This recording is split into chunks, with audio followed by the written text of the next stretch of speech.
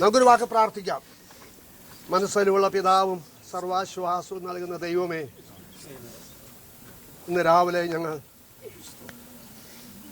നിന്റെ തിരുമുഖത്തേക്ക് നോക്കുകയാണ്. ഇങ്ങനെയാണല്ലോ അങ്ങേക്ക് പ്രസാദമായത്. ഞങ്ങൾ അതിൽ സ്തുതിക്കുകയാണ്.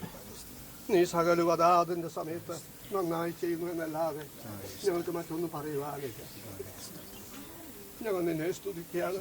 ഞങ്ങൾക്ക് ആവശ്യമായ സ്വർഗീയ കൃപ നീ തന്ന് നടക്കുന്നതായ ശുശ്രൂഷകളെ നീ അനുഗ്രഹിക്കും, സഹായിക്കുകയും ചെയ്യണമേ.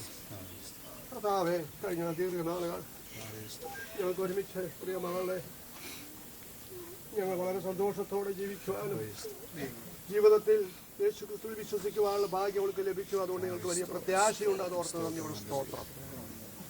എന്നാൽ പ്രതീക്ഷിക്കാത്ത ഒരു അസുഖമാണ് പ്രിയപ്പെട്ട മകൾക്ക് ഉണ്ടായത്. കർത്താവെ, ഞങ്ങൾ പ്രാർത്ഥിക്കുകയാണ്. നിന്റെ ഉദ്ദേശമായിരുന്നു, ഞങ്ങൾക്ക് മറ്റൊന്നും പറയുവാനില്ല.